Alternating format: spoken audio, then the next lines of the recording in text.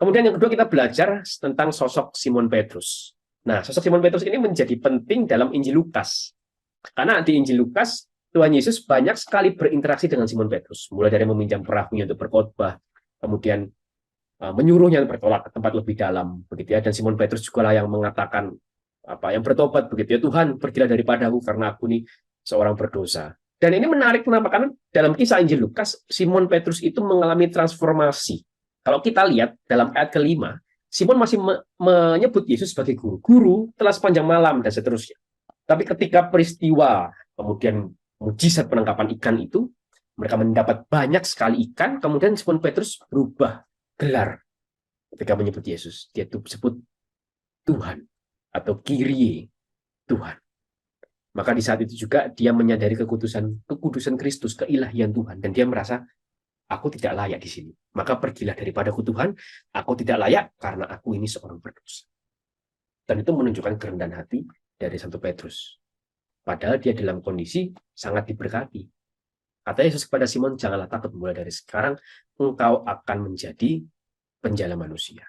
Lukas itu menyaksikan sendiri bagaimana kepemimpinan Simon Petrus di antara para rasul.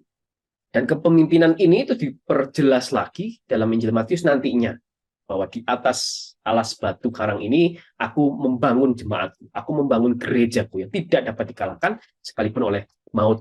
Maka disinilah akhirnya menunjukkan dari awal sudah disampaikan Simon Petrus, batu karang didirikan jemaat, didirikan gerejanya, itu menunjukkan kepemimpinan Petrus di atas seluruh rasul, gitu ya.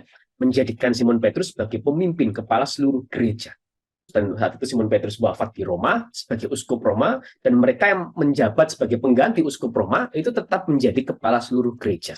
Santo Irenaeus mengatakan bahwa gereja yang paling besar, paling tua, dan paling dikenal secara universal didirikan dan dipimpin di Roma oleh dua rasul yang termulia, Petrus dan Paulus. Sebab adalah hal yang terpenting bahwa setiap gereja harus setuju dengan gereja ini, yaitu gereja Roma. Karena otoritasnya yang mengatasi semuanya. Jadi keutamaan Paus sebagai uskup Roma, pemimpin gereja Roma itu sudah disaksikan, gitu ya, sudah diberitakan, bahkan dari sejak abad kedua oleh Santo Irenaeus dari Lyon. Dan inilah daftar para penerus Simon Petrus sebagai Paus, sebagai uskup Roma. Dari sini kita belajar bahwa Simon Petrus yang taat, sederhana, dan menyadari kekudusan Kristus dipilih menjadi pemimpin gereja dan wakil Kristus yang diteruskan oleh Paus, uskup Roma sampai saat